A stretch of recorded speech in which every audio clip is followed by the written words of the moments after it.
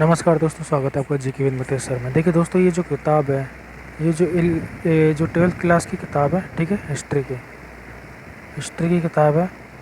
तो ऑथेंटिक किताब है, आरबीसी की जो पहले चलती थी, ठीक है। तो इसमें से क्वेश्चन आते हैं। तो जो फर्स्ट ग्रेड का जो सिलेबस है, वैसे बहुत सी जो आप ये आरपीएससी की जो कोई सा भी एग्ज़ाम देख लो, ठीक है, आरएसएमएस भी का कोई सा भी एग्ज़ाम देख लो, यूपीएससी का कोई सा भी एग्ज़ाम देख लो, तो इसमें जो ज़्यादातर है वो हिस्ट्री है, वो पूछी जाती है। तो इसमें और जो भी एग्ज़ाम होते हैं वो इसमें से आते हैं, ठीक है। तो इसमें से जो जो क्रांतिकारी गतिविधियाँ थी, शुरू हो गई थी, वो इसमें उससे जो पार्ट है वो इससे हम शुरू कर रहे हैं, ठीक है। तो आइए देखें। ये देखिए, क्रांतिकारी दल और गतिविधियाँ, फास्ट स्पीड में थोड़ा पढ़ेंगे। देखिए, भारत में विदेशों में अनेक क्रांतिकारी युग घटनाएँ हुई। ये जो क्रांतिकारी घटनाएँ हम यहाँ से शुरू कर रहे हैं, जो अंग्रेज़ों के जो बाद में 1857 के बाद में जो क्रांति शुरू होने लगी थी, धीरे धीरे राजनीतिक गतिविधि होने लगी थी, क्रांतिकारी गतिविधि होने, वो, ठीक है। तो क्रांतिकारी दल गतिविधियाँ, तो भारत में विदेशों में अन्य क्रांतिकारी घटनाएँ हुई, ठीक है। इनमें अभिनव भारत है, अनुशीलन समिति, गदर दल है, हिंदुस्तान सोशलिस्ट रिपब्लिक और पार्टी, आज़ाद हिंद फौज आदि क्रांतिकारियों संगठनों ने महत्वपूर्ण भूमिका निभाई। यानी कि ये जो आप मान सकते हैं अभिनव भारत है, ये सावरकर से चलाई हुई है, ठीक है। गदर दल है, ये आप ये मान के चल सकते हैं लाला हरदयाल की चलाई हुई है। अनुशीलन समिति है, ठीक है, लाला लाजपत राय की चलाई हुई है। Hindustan socialist Republic association Bhagat Singh और सुभाष चंद्र बोस की चलाई। आज़ाद हिंद फौज, इसकी स्थापना रासबिहारी बोस के द्वारा की गई थी। आगे फिर ये जो सुभाष चंद्र बोस को संभाला दी गई, ठीक है। तो इनके संगठनों के साथ इनके जो क्रांतिकारियों का नाम भी हमको ध्यान में रखना चाहिए, ठीक है। भारत में महाराष्ट्र, बंगाल और पंजाब क्रांतिकारी गतिविधियों के प्रमुख केंद्र थे। यानी कि जो भारत है, ठीक है, भारत के जो एक तो महाराष्ट्र है, बंगाल है और पंजाब है। महाराष्ट्र, बंगाल, पंजाब, ये क्रांतिकारियों की गतिविधियों के प्रमुख केंद्र थे, ठीक है। इसके अलावा तो थे ही, साथ ही विदेशों में भी क्रांतिकारी गतिविधियों के प्रमुख केंद्र एक तो इंग्लैंड में थे, ठीक है। ये मान लीजिए यूरोप है तो ये इंग्लैंड है, ठीक है। इंग्लैंड में भी थे, ये इंग्लैंड के पास में ही फ्रांस है, फ्रांस में भी थे, ठीक है। पेरिस में भी थे, फ्रांस के पेरिस में। अमेरिका के सैन फ्रांसिस्को में, ये अमेरिका के सैन फ्रांसिस्को, ठीक है। पोर्टलैंड है, जर्मनी में जर्मनी में बर्लिन है, ठीक है। जापान में टोक्यो है, जापान में टोक्यो है। तो इनमें भी क्रांतिकारी थे। तो आप ये मान सकते हैं कि भारत में तो गतिविधियाँ थी, साथ में है ना दूसरे जो विदेश हैं उनमें भी गतिविधियाँ थी, वहीं से भी गतिविधियाँ चला रहे हैं, ठीक है, भारत को आज़ाद कराने के लिए। तो अब इसमें देखिए, क्रांतिकारी गतिविधि में अंग्रेजी राज के विरुद्ध हुई सशस्त्र गतिविधियों में क्रांतिकारियों ने भारतीय सेना को भी साथ लेने का प्रयास किया, ठीक है। यानी एक जो क्रांतिकारी जो भारत से में गतिविधियाँ चला रहे हैं, ठीक है, एक क्रांतिकारी जो भारत से बाहर की गतिविधियाँ चला रहे हैं, ठीक है, तो वो भी हैं। और जो बाहर की गतिविधि चला रहे हैं वो कौन से हैं, देखिए। तो क्रांतिकारी गतिविधि, अंग्रेजी राज के विरुद्ध हुई सशस्त्र गतिविधि में क्रांतिकारी ने भारतीय सेना को भी साथ में लेने का प्रयास किया। और क्रांतिकारी आंदोलनों में अंग्रेजी विरोधी विदेशी ताकतों से भी सहायता ली गई। जो अंग्रेजी अभी हम जैसे मान सकते हैं कि जो अंग्रेज़ों ने सिर्फ भारत पे ही अपना राज नहीं किया, और दूसरे जो देश है उन पे भी राज किया, आसपास के जो इन पे भी राज किया, इंडोनेशिया पर भी चले गए, ठीक है, मलेशिया, वियतनाम, इन सब पर राज किया, ठीक है, श्रीलंका पर भी इन पर राज किया। ये भारत के जो दूसरे आसपास के जो पड़ोसी देश है उन पर भी राज किया। यानी जो अंग्रेजों ने पूरे यहाँ तक ये भारत को तो बनाया उपनिवेश, और अपने जो आसपास के जो देश थे, जापान थे, इन पर भी राज किया।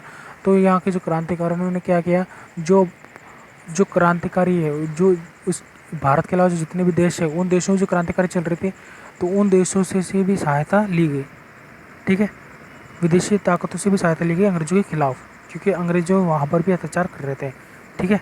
तो इसका उदाहरण जो गदर दल है, गदर आंदोलन, आज़ाद हिंद फौज है। यानी गदर दल जो लाला हरदयाल वो गदर दल से संबंधित है, और आज़ाद हिंद फौज आप जान सकते हैं सुभाष चंद्र बोस से संबंधित है, ठीक है। तो गदर दल ने जर्मनी की सहायता से, यानी गदर दल तो गया जर्मनी की तरफ और आज़ाद हिंद फौज गया जापान की तरफ। ठीक है, तो गदर दल जर्मनी की तरफ और आज़ाद हिंद फौज जापान की तरफ सहायता से अंग्रेजी राज को भारत से समाप्त करने का प्रयास किया। देखिए लंदन में 1905 में क्या हुआ, श्यामजी कृष्ण वर्मा ने इंडिया हाउस की स्थापना की। देखिए अब ये देखिए कैसे कैसे क्या क्या होता है। लंदन में श्यामजी कृष्ण वर्मा ने इंडिया हाउस की स्थापना की।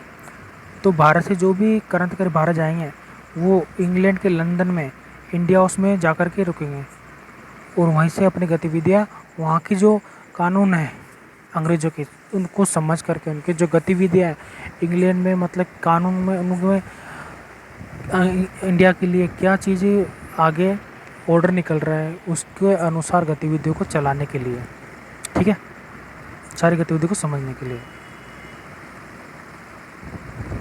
तो जो इंडिया हाउस है, इंडिया हाउस ये लंदन में रहने वाले जो भारतीयों के लिए क्रांति आंदोलन का एक केंद्र बन गया। इन्होंने इंडियन सोशलिस्ट की स्थापना की। इंडियन सोशलिस्ट नामक अखबार निकाला। किसने?